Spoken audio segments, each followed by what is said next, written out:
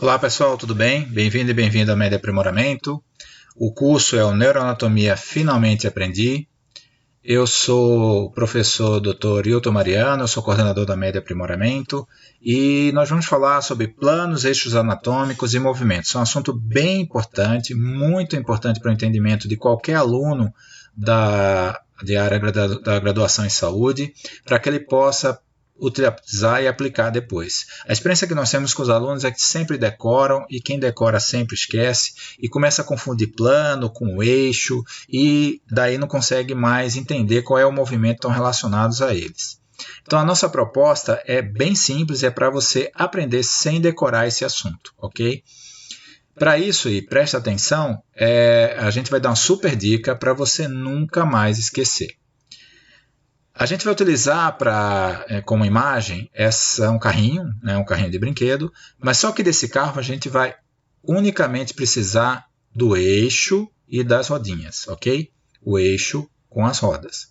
O eixo é uma linha em torno do qual há um movimento. Então todo mundo, essa imagem mental todo mundo tem no seu arquivo, então não precisa absolutamente decorar, não tem nada de novo nisso, mas é importante associar ao aprendizado desse assunto. Então, o eixo e as rodinhas aqui. Lembrar, então, do eixo e das rodinhas, e que a gente traçar essa linha, que seria o eixo, você vai associar esse eixo ao eixo do ser humano na posição anatômica.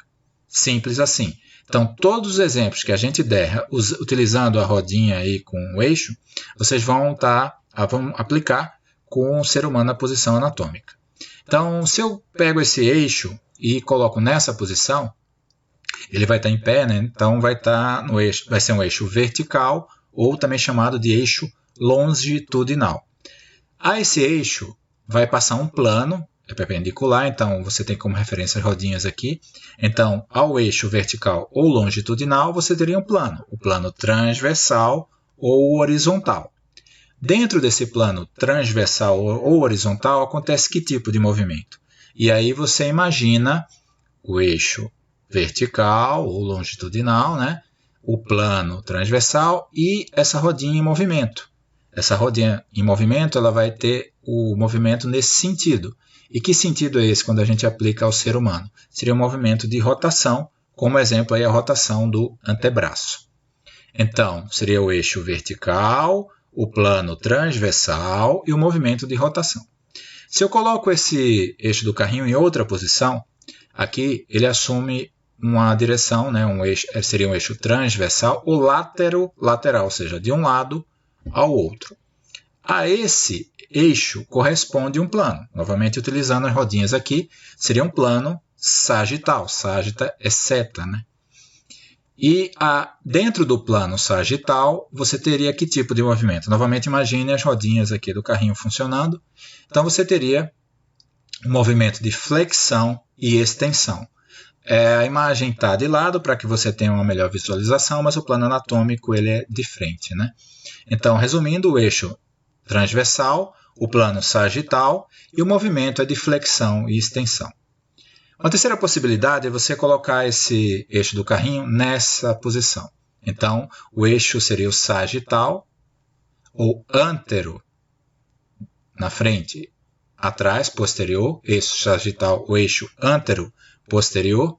A esse eixo corresponderia um plano, novamente utilizando aqui as rodinhas do carrinho, né? A um plano frontal. E dentro desse plano frontal, você teria que tipo de movimento? Imagine o eixo do carrinho nessa posição e a rodinha funcionando. Você teria movimentos de adução e abdução. Então, o eixo sagital, o plano frontal e os movimentos de adução e abdução.